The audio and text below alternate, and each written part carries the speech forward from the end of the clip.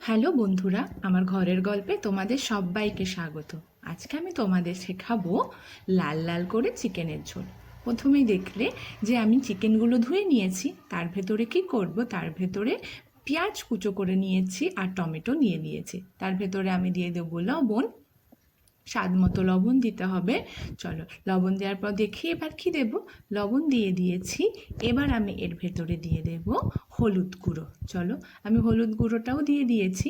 এবার আমি এর ভেতরে কি দেব, এর ভেতরে দিয়ে দিলাম লাল লঙ্কার গুঁড়ো। এবার ওদিকে আমি কি করেছি, ওদিকে আমি একটা মশলা পেস্ট করে রেখেছি। পেঁয়াজ, রসুন, আদা, জিরে, কাঁচা লঙ্কা আর সেগুলো আমি পেস্ট করে রেখেছি। এবার আমি চিকেনের ভেতরে দিয়ে দিলাম তেল। এবার যে মশলাটা আমি পেস্ট করে রেখেছিলাম, সেই মশলাটা আমি এবার এর ভেতরে দিয়ে ভালো করে চটকে চটকে মেখে নেব।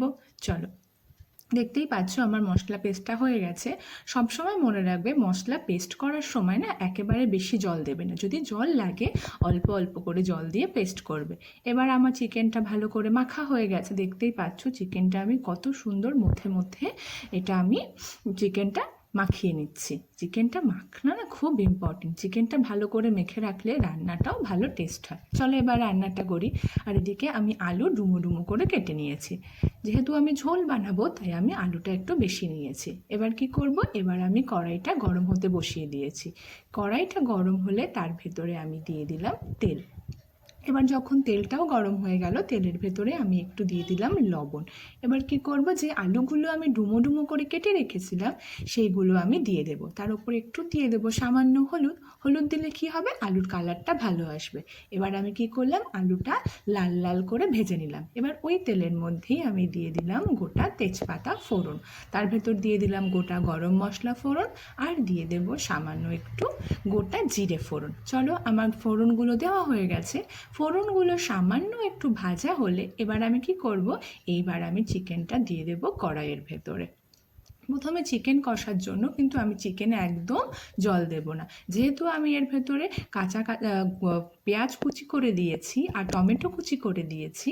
তখন দেখতে পারবে যে এগুলো যখন গলবে তখন চিকেন থেকেও জল বেরোবে, আর এই যে পেঁয়াজ আর টমেটো আছে সেইগুলো থেকে জল ছাড়া শুরু করে দেবে। এই জলটা দিয়েই আমরা কি করব, ভালো করে প্রথমে চিকেনটা কষিয়ে নেব ঢেকে ঢেকে।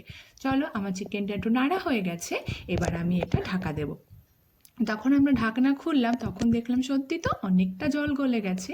এইবার এই জলটা দিয়েই আমরা ভালো করে চিকেন কষাতে লাগবো। যদি চিকেন কষার মধ্যে আমরা জল দিয়ে দিই না, তাহলে সেটা চিকেন কষানোটা ভালো হবে না, চিকেনটা পানসে পানসে লাগবে। দেখতেই পাচ্ছ আমার চিকেন থেকে জল ছেড়ে দিয়েছে। এবার কি করব, এই জলের ভেতরে আমি দিয়ে দেবো আলুগুলো।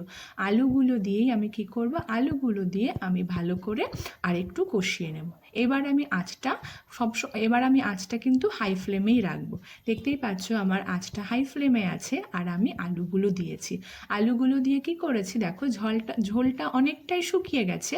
এইবার আমি এর ভেতরে দিয়ে দেবো টক দই। দেখো আমি এখানে আন্দাজ মতো 2 চামচ দিয়ে দিয়েছি টক দই। এবার টক দইটা দিয়ে কি করব, সামান্য একটু তেল তেল জল আছে তার ভেতরে আমি দিয়ে এবার চিকেনটা খুব ভালো করে কষিয়ে নেব, শুকনো শুকনো করে নেব। দেখতেই পাচ্ছ আমি এবার বাকি মশলা, আলু, চিকেনের সাথে দইটা খুব ভালোভাবে মিশিয়ে নিলাম। দইটা মেশানোর পরে আর একটু জল জল হলো, কিন্তু কোনো ব্যাপার না, আমার আঁচটা তো হাই ফ্লেমে আছে। এবার কি হবে, এবার এটা পুরো শুকনো শুকনো হয়ে যাবে আর আমার চিকেনটা খুব ভালো করে কষানো হয়ে যাবে। দেখতেই পাচ্ছ আমার জলটা একেবারে শুকিয়ে এসেছে, পুরো চিকেনটা আমার কষা হয়ে গেছে। এবার আবার আমি কি করেছি, ওইদিকে আমি জল গরম বসিয়ে দিয়েছি। এদিকে আমার চিকেন কষাটাও পুরো শুকনো শুকনো হয়ে গেছে, মানে আমার চিকেন কষা কমপ্লিট হয়ে গেছে। এইদিকে আমি গরম জল বসিয়েছি। এইবার আমি কি করব, যেই গরম জলটা আমি করেছি সেই গরম জলটা আমি দিয়ে দেব এই চিকেনের মধ্যে। সবসময় মনে রাখবে একটা কথা, যদি তুমি চিকেনের ঝোল বানাতে চাও তাহলে কষার সময় একটু টেস্ট করে দেখবে, লবণটা একটু বেশি হলে তোমার ঝোলের সাথে সেটা ম্যানেজ হয়ে যাবে আর তোমার চিকেনের ঝোলের টেস্টটা খুব ভালো আসবে। এদিকে আমি জলটা দিয়ে দিয়েছি, যেহেতু আমি ঝোল বানাবো আজকে চিকেনের লাল লাল ঝোল, সেহেতু আমি জলটা একটু বেশি দিয়েছি। দেখতেই পাচ্ছ এবার আমি কি করব, এবার আমি চিকেনে যেই বয়েল এসে গেছে ঝোলে, তখন আমি ওটা ঢেকে দেবো। এইবার ঢাকা ঢাকা দিয়ে করলে হলেই হয়ে যাবে আমার চিকেনের ঝোল। দেখতেই পাচ্ছ উপর দিয়ে আমার তেলও বেরিয়ে গেছে। আমি এদিকে চেক করলাম যে আমার সব কিছু গলেছে কিনা। আমি দেখলাম আমার সব কিছু গলে গেছে। এইবার আমি ঝোলের মধ্যে দিয়ে দিলাম কেটে রাখা ধনেপাতা। এবার ধনেপাতাগুলো দিলাম আর একটু দিলাম গুঁড়ো গরম মশলা। এবার আর কিচ্ছু না, তৈরি হয়ে গেল আমাদের লাল লাল ঝোলের চিকেনের তরকারি। চলো দেখো তো কেমন হয়েছে।